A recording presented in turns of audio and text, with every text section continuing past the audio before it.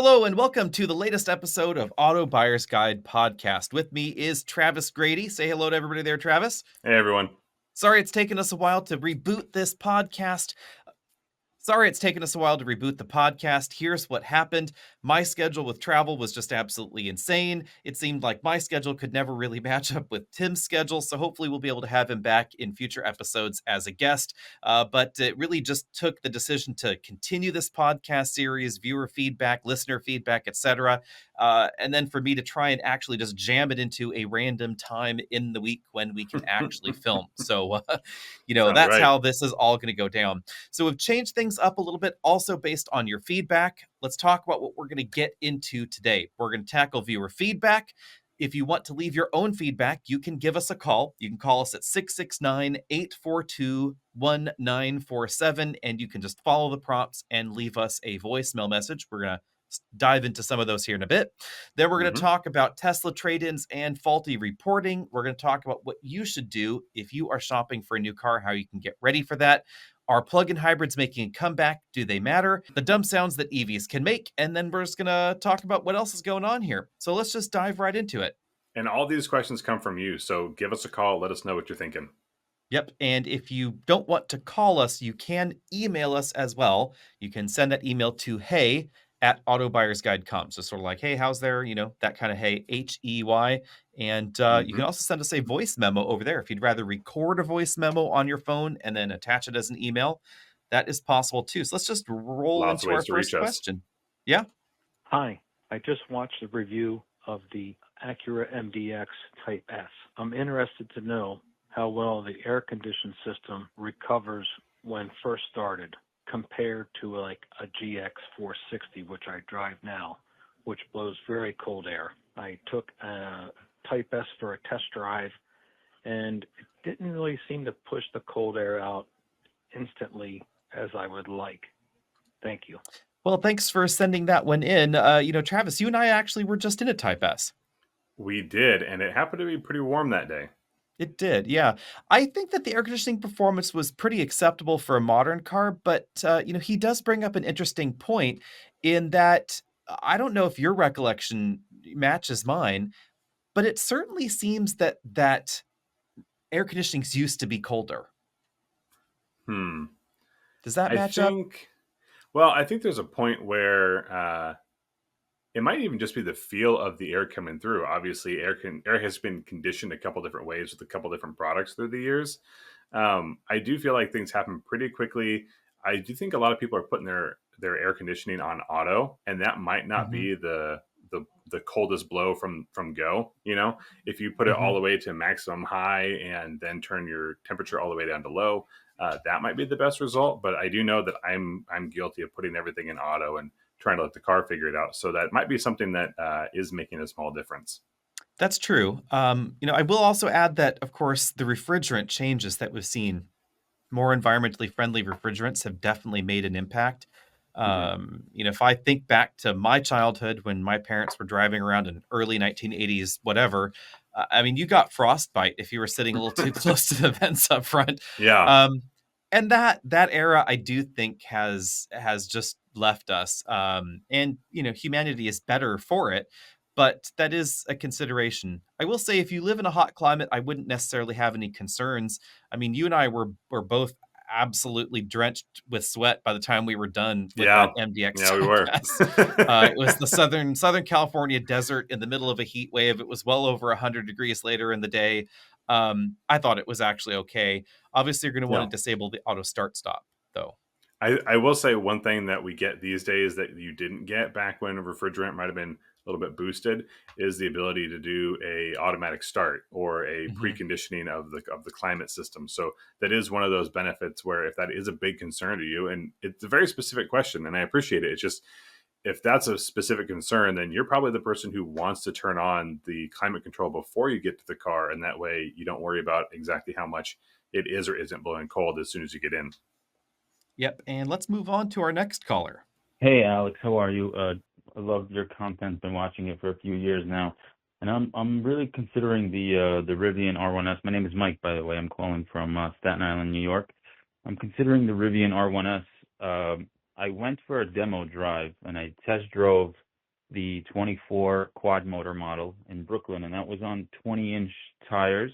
My initial feedback was that the ride quality was very choppy. You know, I could feel every bump. It was like rattling inside, and I was just kind of like taken back that a $90,000 vehicle would feel like this.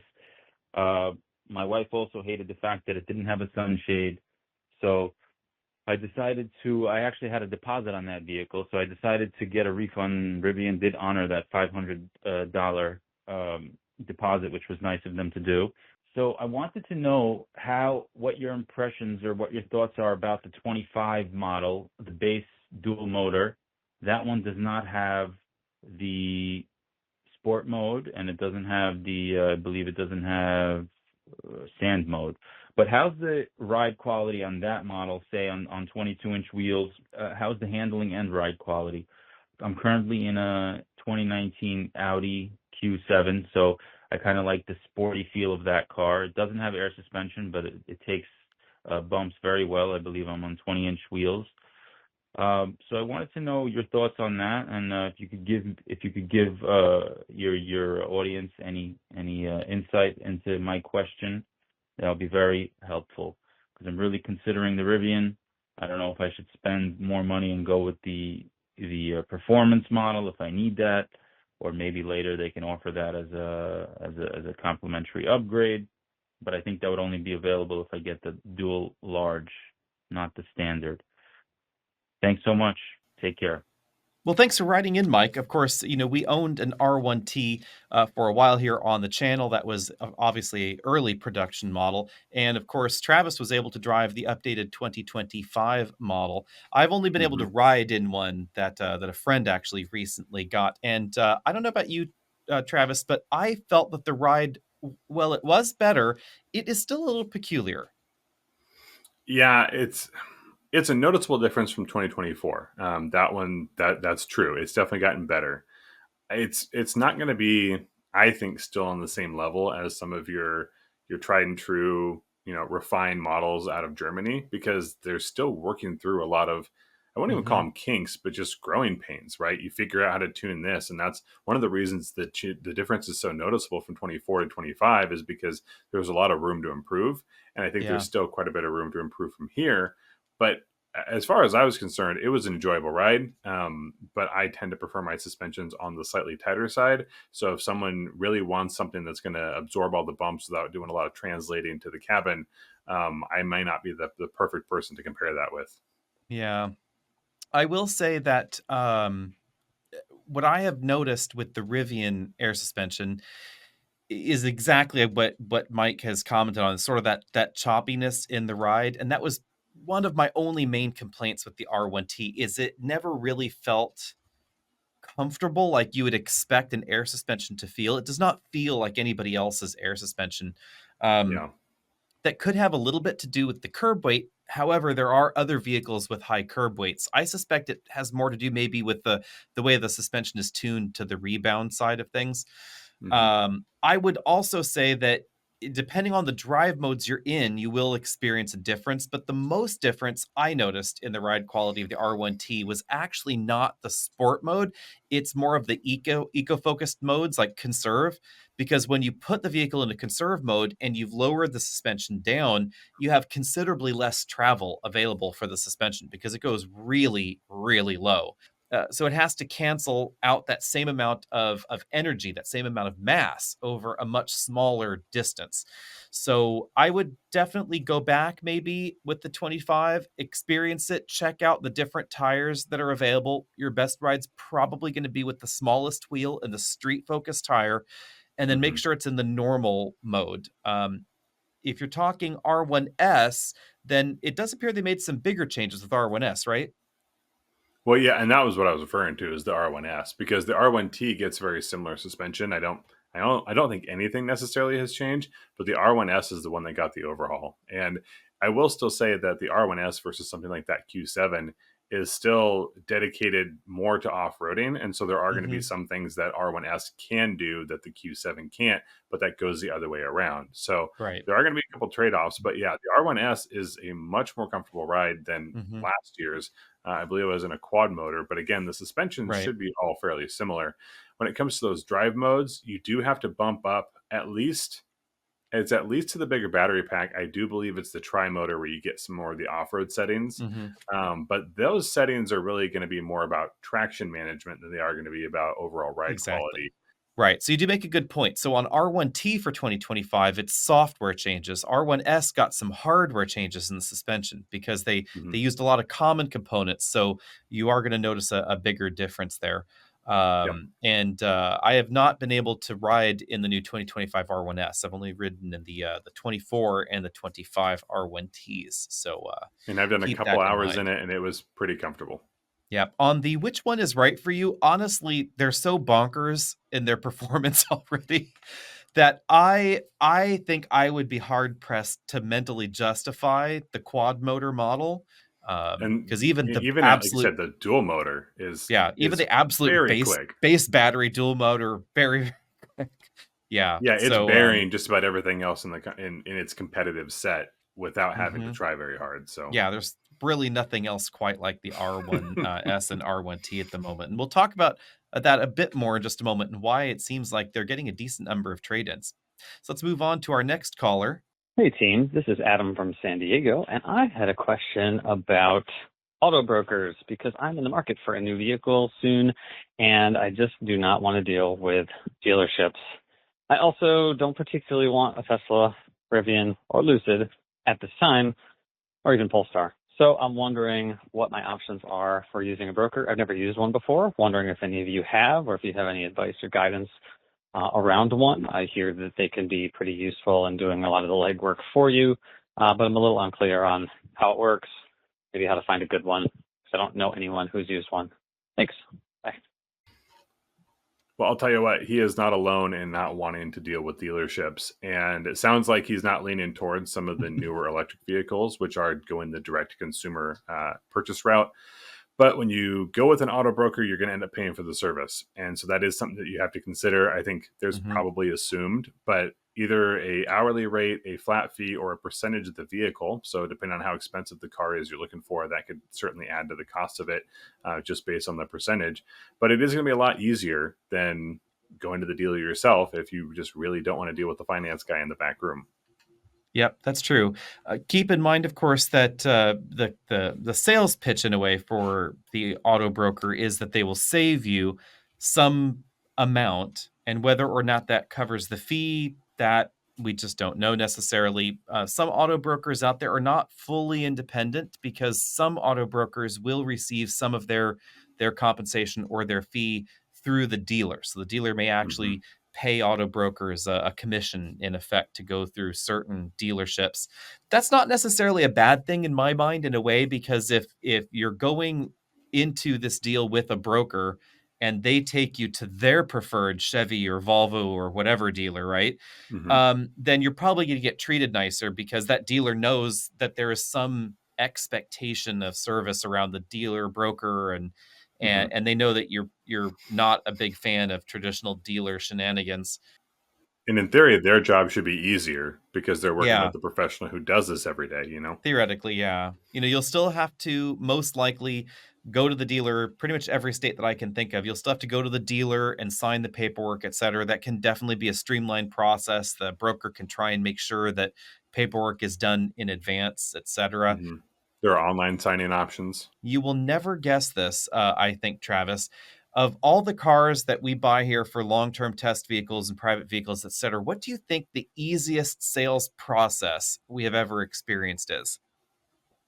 Um, it's a good question because we've owned quite a few different vehicles. But if we're kind of going for a left field answer, I almost want to say the Grenadier. No, no, that one was Okay. funky. Okay. But That could have gone obviously, either way. yeah.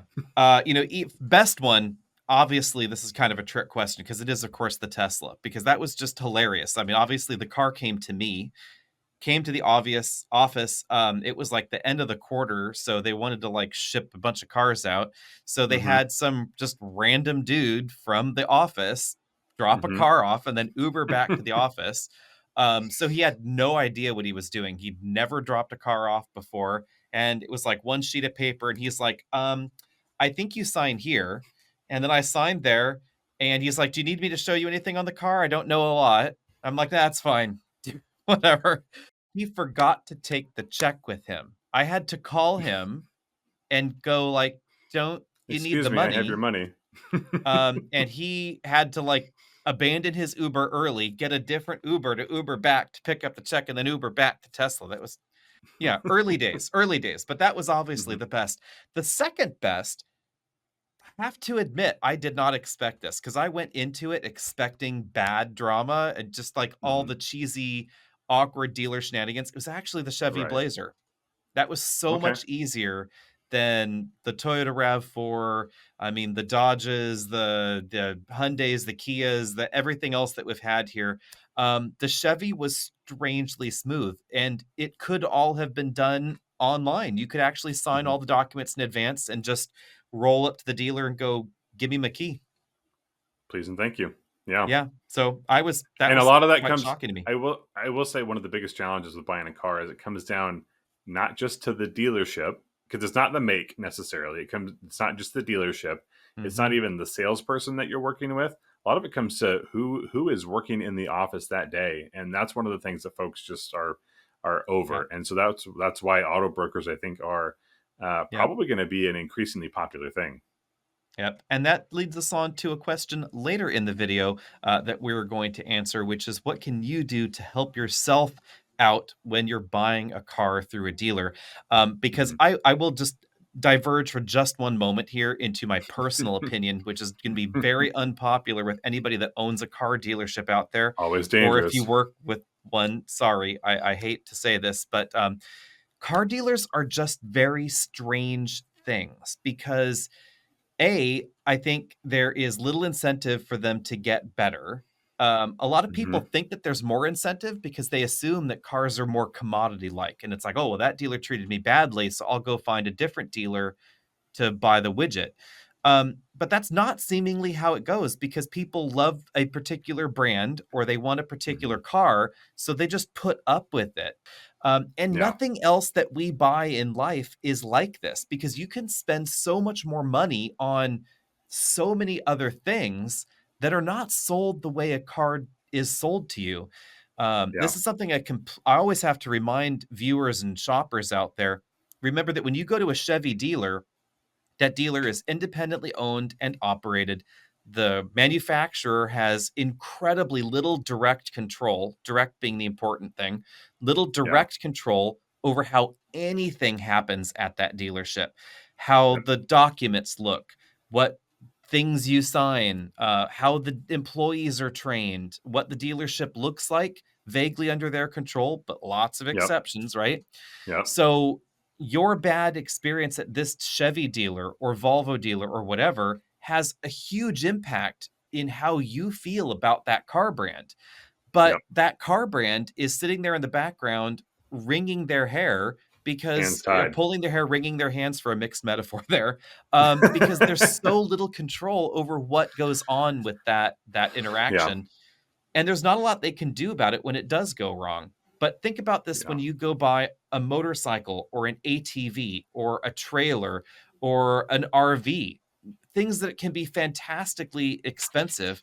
I don't know about you, but I think I'm pretty darn sure most fifth wheels that I have seen lately out there, there's some Oh my cheap ones. god. Most of them Yeah. cost more than the vehicle that is pulling them. Yeah. And your experience at that RV dealership that sold it to you is very different because they're Yep. not repping just Winnebago or just, Right. the high-end luxury fifth wheels, right? They're doing everything in between. I honestly think it would be fantastic to see a truck store where you could walk into a truck store and you Trucks are could us. buy any truck you wanted. They're all there, right? That'd be I think that would be fascinating. fantastic. Well, and Car and you've dealership. purchased more cars than I have, but I worked in auto sales for 5 years, so Mhm. I've seen a fair bit of it. Yeah, it's a weird thing, but I have digressed too much. Let's move on to the next viewer Back to question. it. Hi, my name is Zach. I live in New York, so the Northeast. I'm currently 18 right now, and I currently have a lease on a Compass, a Jeep Compass. In about 18 months or so, roughly, I'm going to be shopping for a new car. I was just thinking I want something a little more fun to drive, maybe a little more premium. One model that's caught my eye is the Audi Q3. I've checked one out at a dealership. They seem to be really nice, but I'm just wondering because I know the Q3 is more of the value-oriented model. How would it compare to something like the XC40? Like, would the Q3 be like it's fun to drive? It feel just as premium as the XC40? Because I know, Alex, I know you're a big fan of the XC40, so I was just wondering your thoughts on that. Or would it be better for me to go for something like a Mazda CX-30, like maybe a top, turbo premium plus, something like that? I really like the Q3. I like the idea of having like a German vehicle, but yeah, I would love to hear your thoughts on that. Well, thanks for calling in there, Zach. It's kind of funny. It's like my first new car was when I was 18 as well, actually, now that I think about that. Your first new car? No, that's not quite. No, it was 19. I think I was 19. I have to do Okay. the math here. Hang on a second. You can leave the years out of it. I was 20. So apparently, so long ago, apparently I can't remember these numbers anymore. Anyway, so I kind of sympathize, and I oddly enough got more of a premium vehicle when I did get my new first wheels. Okay, what'd you get? I got a 2000 Chrysler LHS. It was enormous. It's enormous. Oh, I okay. love big sedans. I have a secret hot spot, a soft spot rather, as you know. I went the exact opposite direction. I had to wait all the way to 23, and I got a 2015 Scion FRS release series. So small. I liked that FRS. You could love put that FRS in my LHS's trunk, though. Probably.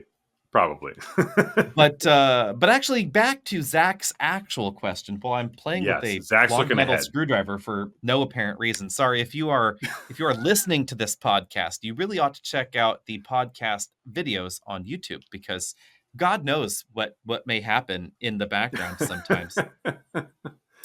Q3 versus XC40. What do you think about the looks, Travis? Because I think I like the look of the Q3's interior a bit more. I think it's obviously it's newer, but I do still like the exterior of the XC40. I mean, I think part of the question was about premium, and I think you're going to get a similar sense of premium between the XC40 and the Q3, but there's going to be different flavors of it. It's not a wildly differentiated group there. Interior, I think I would lean towards the XC40. I really like the way that's laid out. An Audi, cockpit, from the driver's seat, everything is really nice. The XC40 is just a little bit different, and I'm on board with it. I like the differentness of the XC40, but I will say that this Q3 I'm much more a fan of than the previous Q3. We haven't had one in for a full review, mind you, Zach. Sorry. So that should be happening a little bit later this year. I've driven it very briefly at a media event, but I wasn't able to film it at that point in time. But the Q3 previously, it had kind of a very discounted interior, and now it looks more like a shrunken Audi interior rather than an overtly cheaper Audi interior. XC40, I think they did a good job maintaining some of the Volvo-ness while also reducing the price tag, obviously. But I will say, I think there are a few areas where personal preference comes more into the premiumness feel. Like Volvo's choice to make the door panels use the carpet, I think looks cool. Not everybody that sees that is a big fan of that particular choice. The XC40 is a little bit more practical, I would say. I like the fact that you can put a lot more stuff in the back, because the cargo area is so incredibly square that you could just stick a lot of stuff in it, which is very practical. And if you want something a little bit sleeker and sexier, there's the C40. Yep. And this is where I would say that the fun to drive part, because that was the key part of your question, was the fun to driveness. It's going to be better in the XC40 depending on the XC40 you get. So if you're comparing gasoline XC40 to Q3, which is the only direct competitor here, right? They're actually honestly going to be pretty similar. The Volvo performance, handling ability, very, very similar. The XC40 is a little bit higher off the ground. So if you want something for a little bit more snow traversing capability or mild off-road capability, that would be still the XC40. If you are interested at all in trying an EV, then you will be rewarded by something that is significantly more fun, though, because Yep. the XC40 and the C40 are the only rear-wheel drive entries in this segment. Yeah, and the all-wheel drive packs a heck of a punch too. So there are definitely Hmm. some options there. Now, Yeah. the one thing that he brought in was asking about a CX-30, and Hmm. that that's going to be on the smaller end. You're going to have less usable space. There is going to feel a sense of premium, but I don't think it's the same. It's a different level of premium than you're going to find in these other two models. That's true. And then at Yeah. this moment, I don't have a hat on. Oh, I do have a hat on me. Hang on a second, everybody. Uh-oh. Wild card. This is where I have to put on my adult hat. Oh boy. And I'm sorry, this is the only hat that is here because we use it for questions out of the hat, right? So the hat needed to be volumetrically capable of Right. handling questions. At any rate, got to put on my adult hat since technically I am old enough to have an 18-year-old son. And here I must, in my finite wisdom, because it is definitely not infinite, my finite wisdom, I would then say, make sure it's something that is affordable to maintain. And that is the one unfortunate thing about the Volvo and the Audi, where you will see a big advantage in the Mazda. The Mazda is not going to be as fun to drive.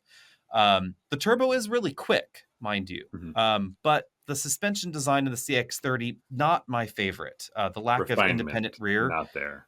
Yeah. it's just not going to drive with the finesse and the polish that you find in the Volvo or the Audi. But it is going to be significantly less expensive, likely to keep around, both for insurance and maintenance costs, etc. So that is definitely an important thing. And at 18, if you're going to buy a car at 20, so got to reframe some of this conversation. This is an Mhm. 18-year-old asking about a car purchase, likely when he is 20 years old, mind you. So, And I think leasing right now, so lease is also still on the right, table. right. So basically, when you and I purchased our first cars, approximately corollary here. So it's Mhm. not like we're, any rate. So future planning. But still, if you buy a new car at 20 years old, and you keep that car for 5 or 6 years, or even a 3-year period of time, Mhm. this car is a significant portion of the entire time that you have been able to drive a car in your life, right? So I would Yep. say my recommendations would be keep an eye on that cost, because that's going to be a significant amount of money for the time period that you've owned the vehicle or have owned any vehicles, that insurance, maintenance, repairs cost, etc. Yep. But also, I would temper that a little bit with make sure it's also something that you really like, because the bigger expense I find, especially for younger shoppers that are looking at their first or second or third car, tends to be buying another car because they really wanted something that they didn't get the last time they got a car. And this may sound contrary to what I just said, but in the long run, buying a Mazda CX-30 could be a false savings if you Mhm. really dislike it and then you trade it in really early and lose money on it to go buy what you wanted to buy in the first place. So these factors do have to be sort of balanced out. Yeah. And it's, if you're leasing, people do still trade in their leases before the lease is up. You're not locked out Mhm. forever. So it's Right. one of those things where if you're making a car payment on the wrong car, it's too expensive. And I would say this might be a good situation to consider leasing, especially for younger folks who just aren't quite sure what they want or what's going on. Life happens real quick in your early 20s. So being locked in for a 2 or 3 year term is not the worst thing, because Mhm. in 2 or 3 years, you might want something different. And if you love that car, you can still buy it. That's true. I will, though, caution that leases can be gotten out of, but you will often have to pay the value that has been depreciated already on that period of Yep. lease. So it can be a little expensive to leave Been early. there, done that. Yeah, and lease trades, they exist, but they're not as good as the advertisements would have you believe. And they're So getting let's move trickier on. these days. They are. And let's move on to our Yep. next question here. This is Richard from Northern California. And Alex, would you please do an updated video on your current thoughts on plug-in hybrids? I'm still a fan. I'm still driving a plug-in hybrid. I still like your original theory years ago of more plug-in hybrids, more batteries to spread around. So I'm interested in you still have that same opinion or if you've updated. Thanks very much for all you do. Well, thanks for calling in on that one. That actually takes us to one of the points we wanted to talk about today anyway, which was sort of the future of plug-in hybrids and are they making a comeback? Mhm. Before we dive into this discussion, let me just frame it here. So why it still matters, I would argue yes, but actually I think it matters a little bit less than the last video that we did on that. In 2024, we are on track to get about 1.2 to 1.4 million EVs on the road in the United States. That is still a growth over 2023. So Mhm. whoever's out there going, EV sales are falling through the floor, it's a disaster. Absolutely not true. They're still growing. They're not growing Mhm. as quickly as some estimates had projected, but I mean, on my front, I never believed those estimates anyway. I always figured it would be this gradual growth here. Yeah. But importantly, this is approximately 100 million kilowatt hours of batteries that will be shipped to US consumers in 2024. That is now enough to plug-in hybridize nearly half of all US automotive sales in 2024, consumer vehicle sales. About 7 million plug-in hybrids with a 15 kilowatt hour battery could be created. And then you have enough batteries still to make full hybrids out of absolutely everything else with about a 1.5 kilowatt hour battery. Um, would that make a bigger impact on emissions in the United States than driving, 14 million, 13 million ICE vehicles plus 1.2 to 1.3 million EVs? Probably. I will let Yeah. you guys all do the math out there, but based on what I have seen already, yes, it would still have a bigger impact to do that. But the gap is honestly closing. At any rate, Mhm. um, yes, if I were king of the world, if Travis were king of the world, he can make his thoughts here in just a moment. But if I were king of the world, yes, I would say let's stuff all those batteries in, make everything a hybrid, then make everything a plug-in hybrid, and then when that is done and we have enough batteries, then you start shifting from that to whatever percentage of full EVs production could support. Yeah, and I'm with you there. I'm all about battery or like resource management, so I'm all on board with it. The daily commute can be covered by most plug-in hybrids, and Mm-hmm. so you get the daily effect of an electric vehicle without having to have all those batteries that go unused, and you don't have to worry about where am I going to charge or can I get to where I'm going because Yeah. you have all the backup, ICE power on board. So I'm right there with you. The other thing that people don't consider is that some of the highest performance vehicles in the world are hybrid, because Mm-hmm. hybrid doesn't just mean Priusified. It means that there's an electric motor, and that electric motor can be implemented in a number of ways. And so it's sort of like hybridization can be, it hasn't really been to this point, but it can be like a performance boost, like if we were to Mm-hmm. turbocharge an engine, right? You can get some more Yep. torque out of a smaller displacement powertrain. Um, I see a lot of benefits and not a whole lot of disadvantages. But the whole world doesn't need to go to EV. There are way too many challenges right now for, I don't know, anyone who lives in an apartment Mm-hmm. or is renting a place and can't plug in. Um, so the disappointment here, though, is there are not that many plug-in hybrid options coming down the Yeah. line, especially compared to the electric vehicle ones. Yeah, and we'll dive into that in just one second. I first want to make another, dictatorial comment wearing my king of the world hat here. I feel Uh very hatless at this time. and that would be, I would, in my vision of the world, I would require certain efficiency standards for these plug-in hybrids. I don't think it's enough to say everything has to be a hybrid, then everything has to be a plug-in hybrid, because that could allow us to have a world where we have V6 Dodge Rams that are technically hybrids. And yeah, the fuel economy is a little better than it would be otherwise, but that's not the kind of hybrid I'm thinking of. I think there should be extra guardrails around some of these things if the companies want to get these credits. And a lot of this is gamifying the system of credits that we have, emissions credits, et cetera. So just Right. gamify it in a different way and say, okay, you want that full credit for your plug-in hybrid, then it has to represent X percentage of fuel efficiency benefit while also running in hybrid mode Right. versus segment average at least or something like that. It couldn't just be Not like, the bare minimum yeah, mild right. hybridization Yeah. with little Something, impact. some And actual challenge. And what I would like to see is if we were making any sort of a focus, let's put some of these. And again, this is a little bit too dictatorship, but if I could, I would put those plug-in hybrid systems in the larger vehicles where they are going to make a larger impact. Hmm. Because the whole idea here is how do we manage our resources?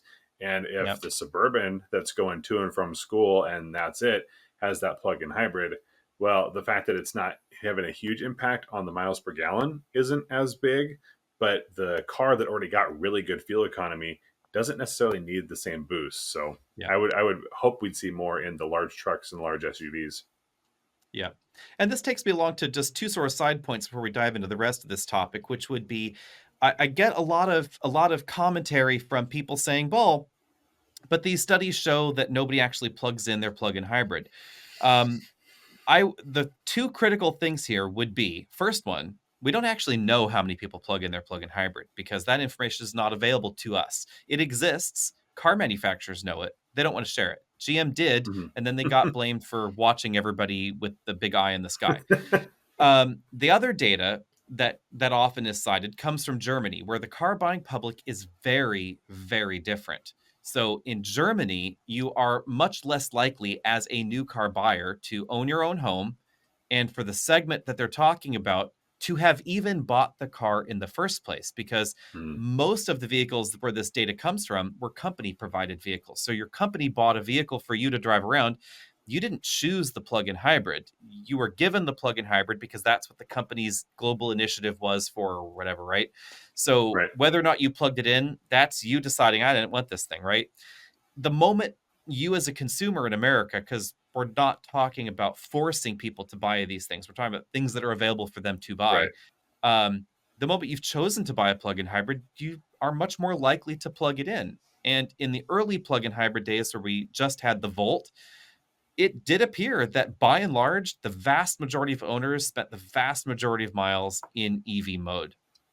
Unfortunately, due to the way that some of the regulatory credit schemes and sort of the plotting of the future in North America for emissions, we actually don't have very many plug-in hybrids to choose from in the US. That's kind of a weird bummer. And the companies that are targeting plug-in hybrids for the near future, it's not an enormously broad segment. We have Yep. Toyota that is saying they're going to increase production of their prime models. They don't have a lot, Hmm. and we do expect that maybe there will be at least one more prime model coming in the next 2 years. We don't know exactly what it will be. If I had to guess, it would probably be something along the lines of the Crown Signia. I would assume that the Crown Mm-hmm. platform might get a plug-in hybrid before some of the others. Who knows? They may surprise us. Which is not a Um, high volume car. Not a high volume car. But at this point in time, if you want the most choice for a plug-in hybrid, you want a Korean. So Hyundai and Kia have a bunch of different plug-in hybrid models. They have 3-row Mhm. plug-in hybrids, 2-row plug-in hybrids, efficient plug-in hybrids.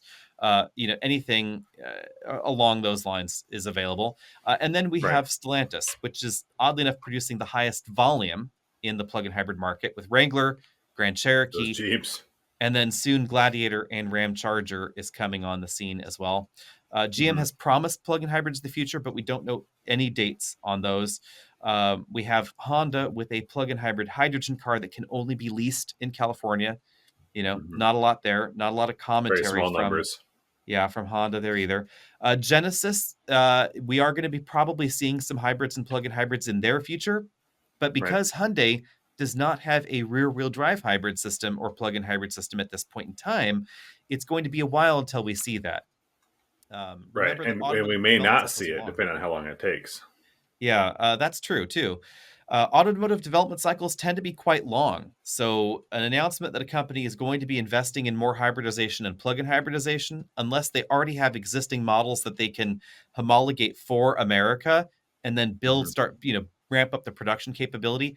We're talking a 5 to 7 year plan, not a 1 to 2 year plan. If it's a model that's already available somewhere else in the world, then maybe it's a 2 to 3 year plan, depending on where they want to put production and how they want to do that. So I still support plug-in hybrids. I still think there's a great future for them, but that future is actually evaporating if they can't get this done sooner, because we are still seeing decent growth in the EV market.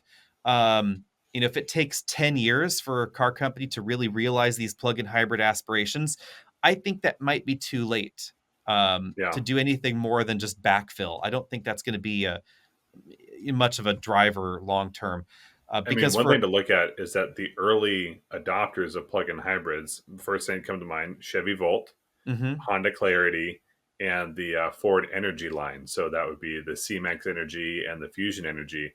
And what do you not see a lot or any plug-in hybrids coming from right now is Chevy, Honda, and Ford. Yep, definitely Yeah. true. And for Chevy and GM, GM and Ford rather, it was definitely the focus on regulatory credits and that realization that what we could do instead is focus on full electrification. So they made a lot of internal policy decisions around that to really direct those resources in that direction. Uh, Hmm. and if they changed gears, they would be designing a vehicle for 10 to 20 years, depending on the lifespan of the platform, et cetera. So car companies don't just design a car for a 5 to 7 year window. It takes them a while to design a new vehicle platform designed for this form of drivetrain. And then there Hmm. has to be some definite future for it to make it pencil out financially. So, a new car platform would logically be designed to live for about 20 years or so. Hmm. A complete redesign of a product on that same platform with drastic refreshes, on each end to really make those things pencil out. And the question would be, in if we wait till 2030 for this new car to be launched, in 2030, does a 20-year lifespan on a plug-in hybrid platform make sense anymore? Yeah. Maybe. Who knows? Depends on where you see electrification moving around.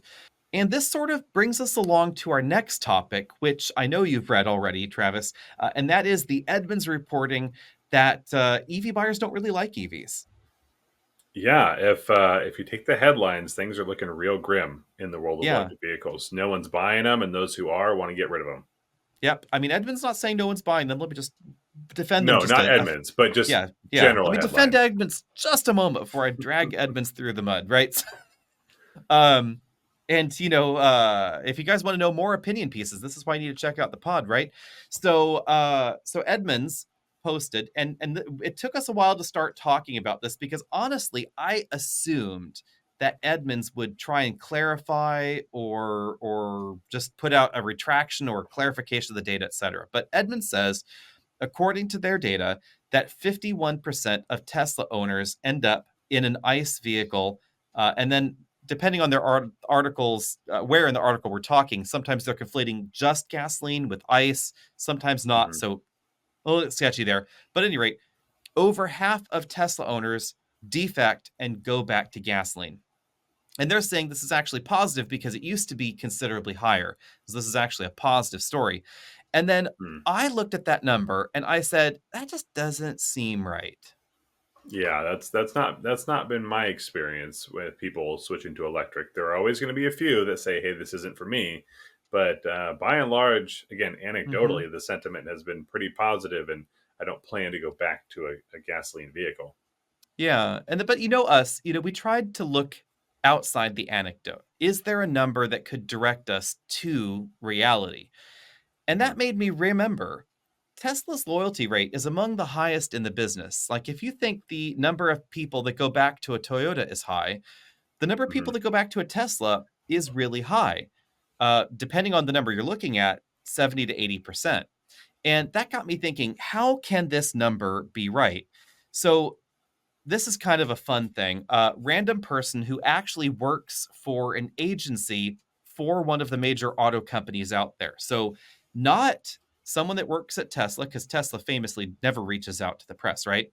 But this Correct. person had no horse in the game, works for an agency that works for a completely different car company out there, reached out and said these numbers don't mirror what we're seeing from S&P Global Mobility. So S&P Global Mobility is the gold standard for loyalty data. So when car companies out there advertise our loyalty rate is 65%, that's how many people go back to a BMW or whatever. That data comes from S&P Global Mobility. when BMW wants to see where are BMW X3 customers going after their lease Mhm. ends. S&P Global Mobility is where they go get this data. Because what they do is they troll through all the car registration data every month in the United States. If you were ever wondering, all of your registration data is not private. Like it's out there. And you can buy it like S&P Global Mobility does. So what they Mhm. do is they pull the data every month and then they see what has changed in these households. Did this household sell a car? Is the car gone for whatever reason? Is it when it Right. did an accident? Was it a trade-in? Did they give it to someone else? And then they have a time period where they look at, did this house gain another car within this particular window?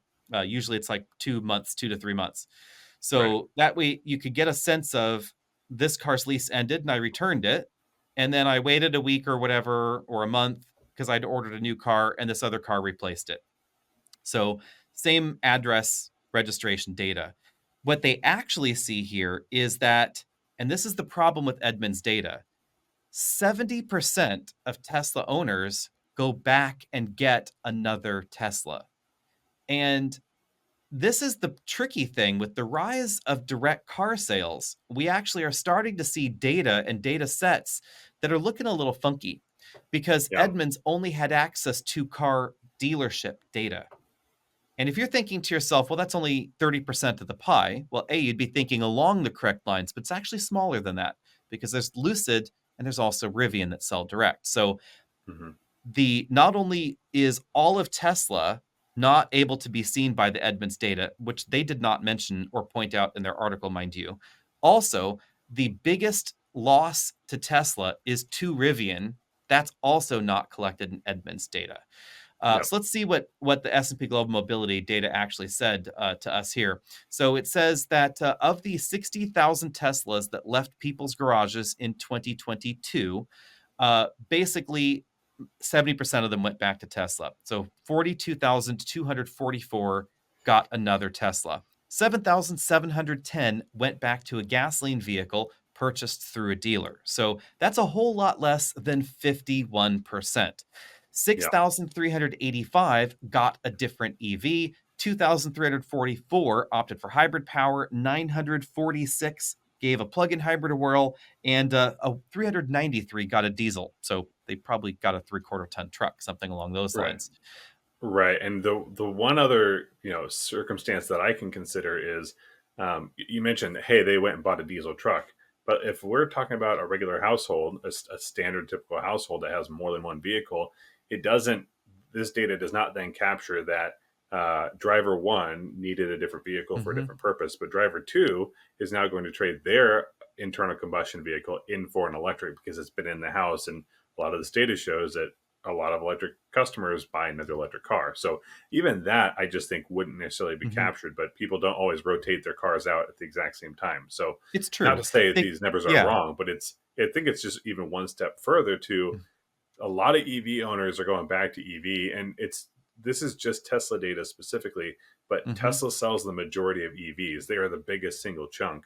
And so I think we're going to see probably similar numbers when we look at other electric manufacturers.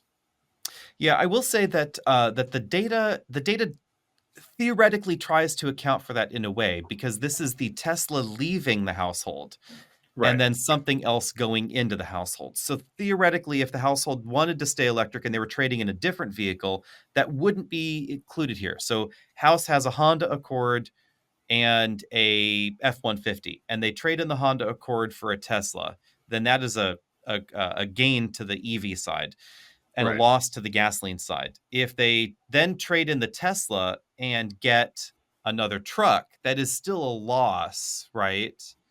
We don't know what's going to happen to the F-150. So like if the F-150 then is on course to then get traded for a Tesla, then it would fit into that narrative where the house wanted both, but the timing was whatever, and they're going to Who trade that needs in later. what when?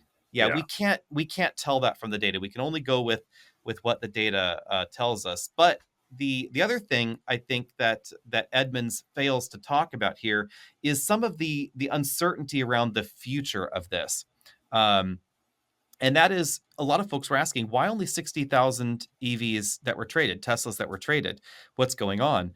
Well, remember, when we're talking about trades, 80% of all Teslas ever sold in the United States from the start in 2008 all the way to the end of 2023, 80% of them were sold between 2020 and 2023 because Hmm. Tesla's had this meteoric rise in sales. So the vast majority of Teslas on the road at this moment in time, about 3/4 of them, are under 4 years old. So the Teslas out there are actually too young, really, to be traded in the typical window because they're going to Right. age out at some point in the future. So I think the more interesting data would not even be 2024 data. It's actually going to be 2025 data. 2024 data should tell us that start of the rise of Tesla and what those leases look like. But also Hmm. remember, Tesla did not have a great in-house lease team for a while, No. especially at the early rise of Model 3 and Model X, or Model 3 and Model Y rather, because they weren't ready for that kind of shopper yet.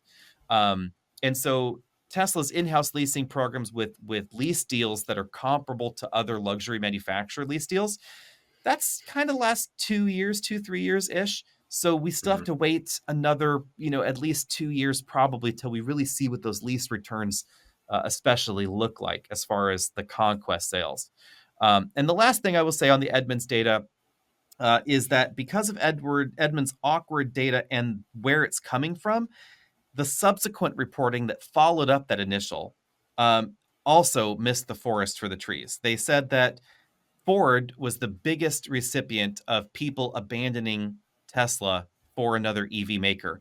Absolutely not true. So when you look at their data, they said that see a total of 5.9% went to Ford, combined Lightning and Mach-E. So 5% of the people that Hmm. defected Tesla went to Ford.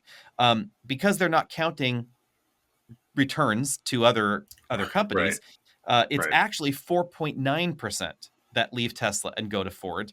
Of everybody that leaves Tesla, 9.8 go to Rivian. So that's almost twice as many people go to Rivian as Ford if they are getting something that's an electric vehicle that's not a Tesla. So that's a much different story there. And that's R1S plus R1T. Just remember that Hmm. limited data set is definitely the problem.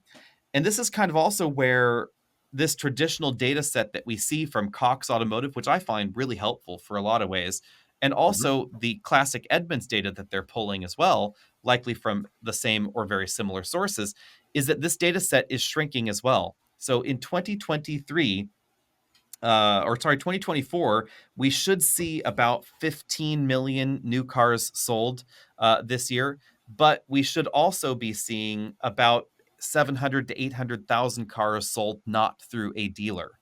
So we're getting to the point over the next, maybe decade or so where over 10-15% will be sold direct if this Hmm. trend continues and if other startup direct manufacturers, regardless of the kind of vehicle they're selling, that data can actually start skewing this in important ways.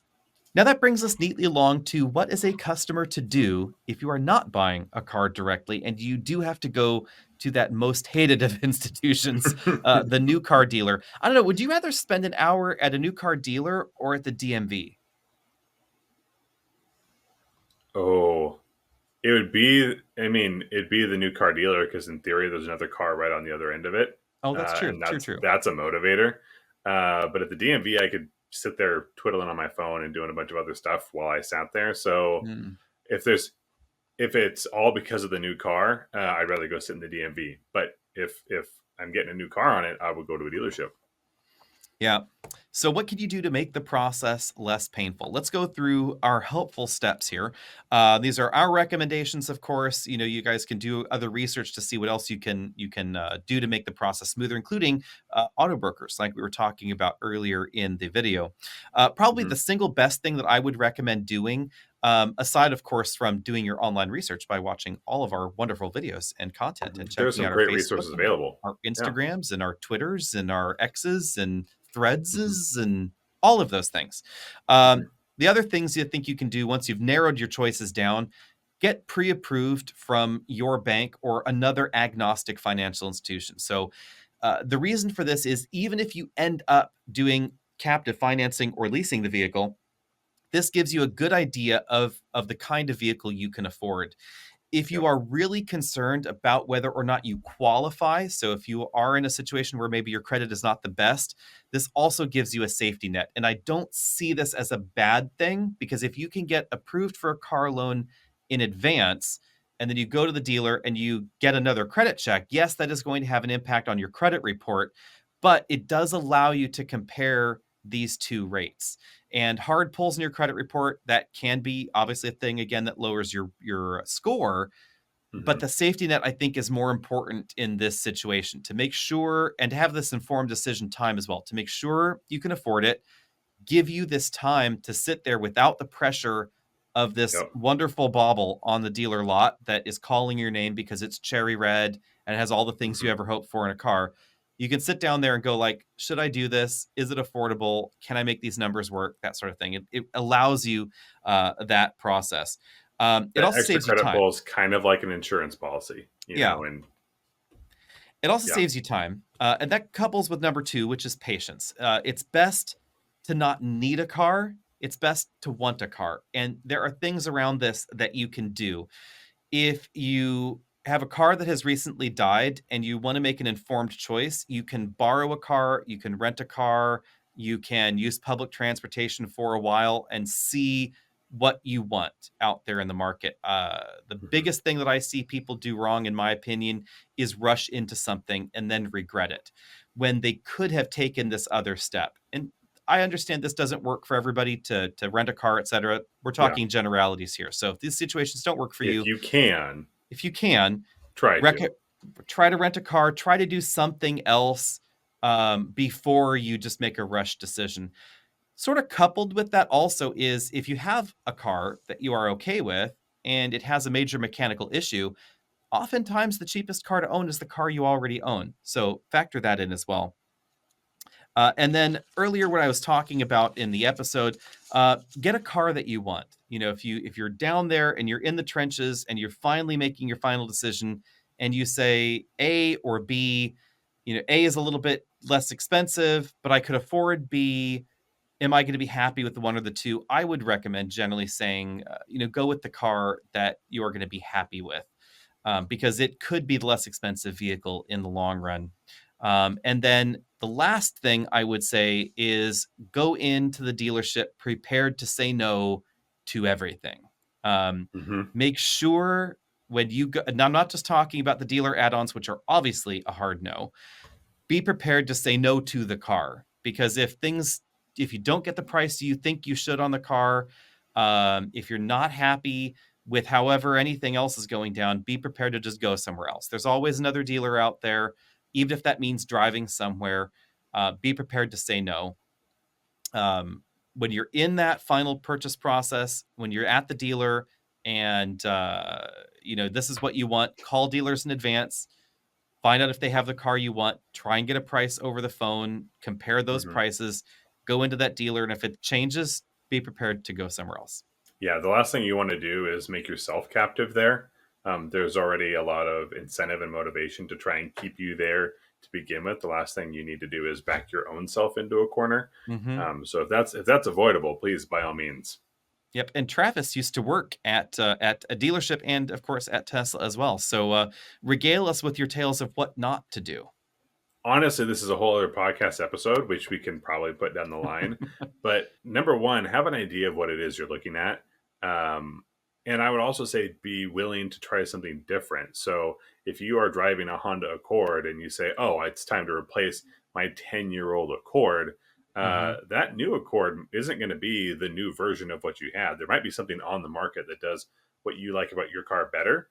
It just doesn't wear a Honda badge. So that's one thing I would say is make sure you do some shopping. And the big one for me is try to go on a test drive route that is not the one set up by the dealership, because Mm-hmm. they know the roads to avoid. And as far as I'm concerned, 15 minutes doesn't tell me enough information to own a car for the next 5, 6, 7 years. So you can always ask, can I take this for a longer spin? Can I take this out to lunch? Can I take it for an hour or two? Especially if you've called ahead of time and say, hey, here's what I'm trying to do. I need to make sure this works for my daily commute. Sometimes you could take them overnight. So those cars are not irreplaceable. They Mm-hmm. are an asset, and you can go ahead and borrow it for a significant time to make sure it really does work for you and your family. You want to make sure the dog fits, put the dog in there. Vacuum it out before you give it back. That's a courteous thing to do, but make Yep. sure it will fit your needs, and don't guess. It's an expensive guess, and you don't want to be wrong. And that brings us to a good point, like what to do when you actually go to shop for the car. And this is something that I think some people feel embarrassed about doing, or they think it's too much drama. If you have a family, if you have young kids, especially, and maybe you have grandparents that live with you or are frequently with you, it can seem like a burden to take everybody to the dealership. So don't do that at the Mhm. beginning. Narrow down your shopping at the beginning, decide on your top 2 to 3 vehicles, go to those dealerships, call them in advance, go to those dealerships, make sure you're real clear, not buying anything today. I just need to see if this is actually what I want. Be Mhm. willing to do a shorter test drive loop that day. Then you can then take your final pick or 2 picks or whatever. That's when it's time to gather the gaggle together. Take the kids and the strollers and the car seats and everything that you think is a burden, take it all to the dealer. Roll up in the minivan, bust everybody out of that minivan, see how well they fit in your new car. And if the Or dealer bring has a the problem, minivan home to it's all of it, right? that's possible too if the dealer will let you. If they won't, bring it to the dealership. If the Yep. dealership, has a problem with you strapping child seats into your car to see if they fit, then that's not the dealership for you anyway. Just go find a different dealership. Yep. And this can affect your choice of car. Like if you're in an area where you have relatively limited dealership access and one dealership is just a total butthole and they don't want to let you do what you need to do to decide if you want that car, then that is not the car for you. Now is the time to go outside your window and get an Accord instead of a Camry, or vice versa, right? So be Yeah. willing to be flexible in these situations, but also to demand that, you're going to be making a choice that you're going to be paying for years, and you want to Yep. make sure that you are making that right choice. Um, Child seats are a big thing that I hear about a lot. People buy a car, they get it home, the child seat doesn't fit unless they're awkwardly uncomfortable in the front, which is why we do a lot of Mhm. child seat testing here. That's a big, big one. And I know a lot of people say, well, my child seat has Cheerios on it. It's a pain to get in and out. That will help inform you whether that new car of yours is a pain to get a child seat in and out of or not. And Yeah. that ability to get the child in the child seat is important too. Don't just roll up with the child seats, roll up with the child as well. Because if you're in a minivan and you think, I don't want a minivan anymore, I want an SUV, you need to really experience the reality that the roof height is much lower in an SUV and the sill height is higher. So Yeah. getting an infant in and out of a child seat is going to be a very different experience in a vehicle that has a much smaller passenger compartment. And not only does the dealership not have loaner car seats for you to try, they also don't have loaner children for you to work out with. So, Yes. got to bring your Yeah. own on that one. And honestly, it would be creepy if they did, right? I'm not sure what the Yeah. market is with that. I mean, the days of teaming up with your local orphanage are We're going to get canceled probably here pretty quick. discouraged. Yeah. Discouraged, little creepy, right? Hey, Yeah. here's little Tommy. He's our stand-in 5-year-old. He's Um, just like your, X percentile child. Yeah. And but you can make some good estimates here. So if you're looking for a car that needs to fit a rear-facing seat in it, the process for estimating that's actually pretty simple. All you do is take a tape measure with you. You measure up from the seat bottom cushion, the very back of the seat bottom cushion where the latch anchors are, just below that, the very lowest part of that seat bottom cushion. Measure up the rear seat back about 11 inches, and then from that rear seat back to the top of the front seat, the seat back there at the top of the front seat, you need about 28 to 29 inches for most rear-facing child seats. A little bit less for an infant seat, about there for some of those big, bulky rear-facing seats. So if you don't have kids yet and you're shopping for that future child purchase, that's a good way to estimate what's going to go on. So you want to adjust that front seat for however you can be comfortable, measure it out and make sure it works. Big important thing. But also to Travis's point, pets, kennels, things like that. You don't have to take the dog with you if you don't want, but if your dog's going to ride in a kennel, make sure the kennel fits. The biggest issue people end up having with dealerships is about transparency and about not always knowing exactly what's happening. At some point, there's a paper in front of you that says, here are your loan terms. But very Mm-hmm. rarely while you're going through a process is someone saying, by the way, we have you on a 7-year loan at 7.8%. They say, here's your monthly payment. And Yep. that's the name of the game. And you know in your head, oh, I can afford an $800 monthly payment. What what you didn't know is that I mean, we're making up numbers, right? But your Yeah. $50,000 cars, they're going to cost you $70,000 at the end. But don't worry, you could afford it every month. So Mm-hmm. that's one of the Yep. biggest issues is they say, here's your monthly payment. And you need to start by saying, what's the price of the car? Then you say, what are my loan terms? And then the monthly payment, great. If you want to extend it out, you can do that. And by all means, whatever works for you. But just have that baseline. The hard part there is the value of some of these items that you get sold in the finance office. And I will go on record saying I'm not against finance products.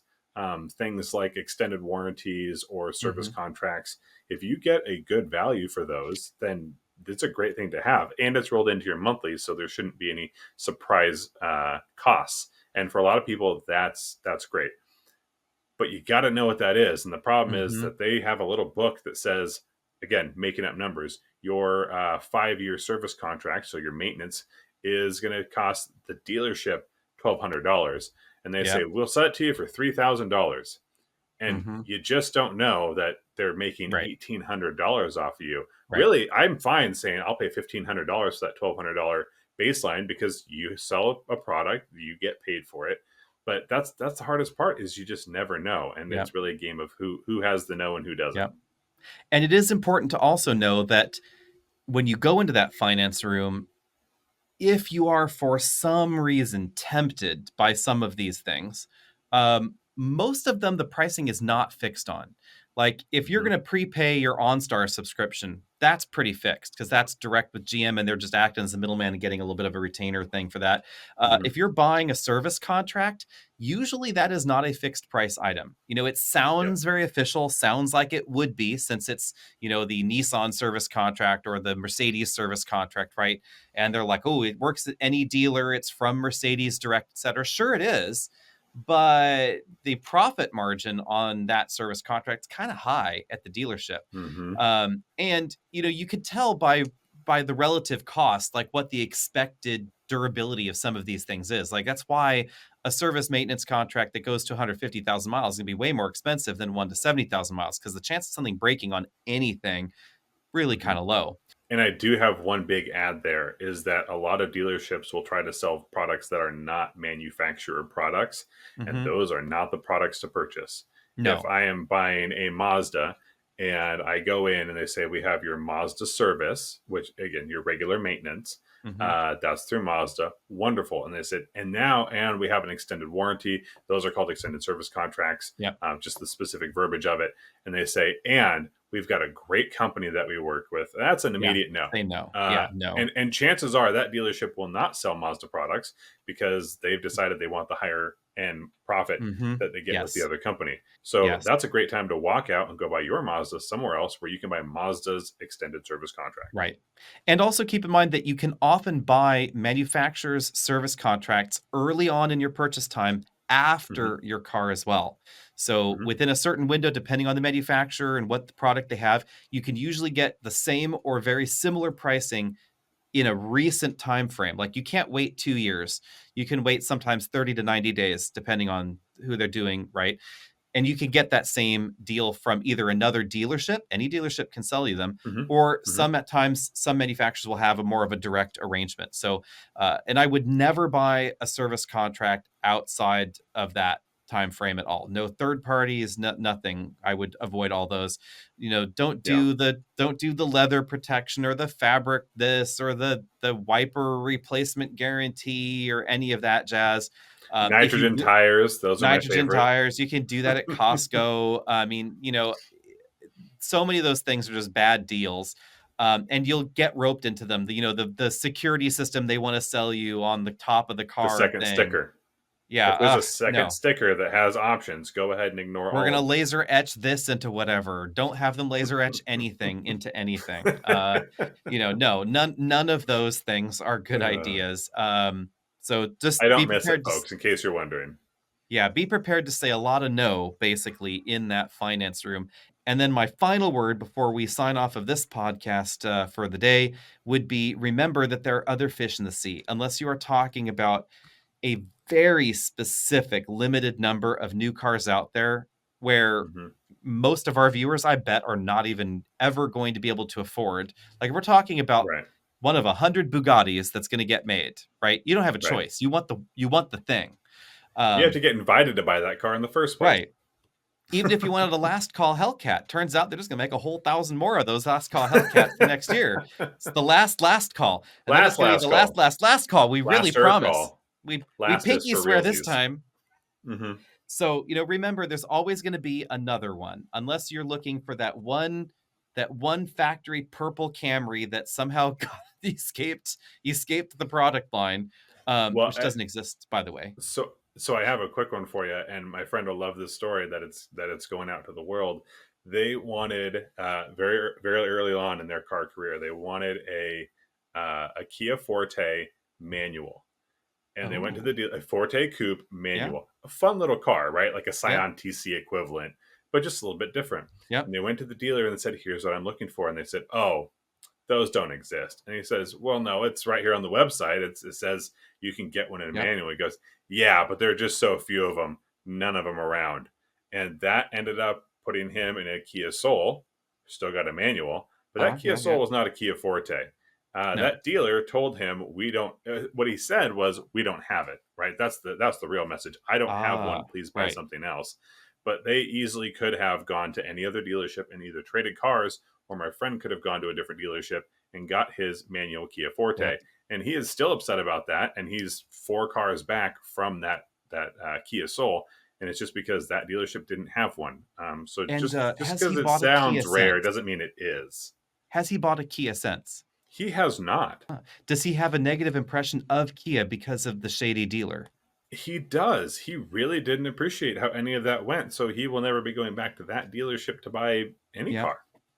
And and that's like, it goes back to the beginning of the video where it's like the funny and sad part is that Kia had nothing to do with that. Nope. But is he going to buy another Kia? Probably not. Absolutely right? not. So, and not from that. Not from. And certainly that not group, from that dealer. By the way, that group owned a number of dealerships. And so those are essentially crossed off his list for local cars. And again, Kia just has to own the fact that their car wasn't available, even though it was just a city over. Yep. Can't blame him for that. Anyway, guys, be sure and sound off down there in the comment section where applicable. You can also find us on Facebook, Twitter, Instagram, the YouTubes, your favorite podcast platform, depending on where you are. And as always, again, let's give us that phone number here again, if I can look it up here. It is 669-842-1947, where you can call and leave us your questions for future podcast episodes. And be sure and speak clearly. Leave us your name, and if you want to know when you are going to appear in a podcast episode, you should also leave us an email address so we can email you about that. And if you would rather, again, email us a voice memo, you can just record that on your smartphone widget thing that we are all carrying around, and then you can email us that voice file to hey@autobuyersguide.com. See all of you guys later. We have the technology.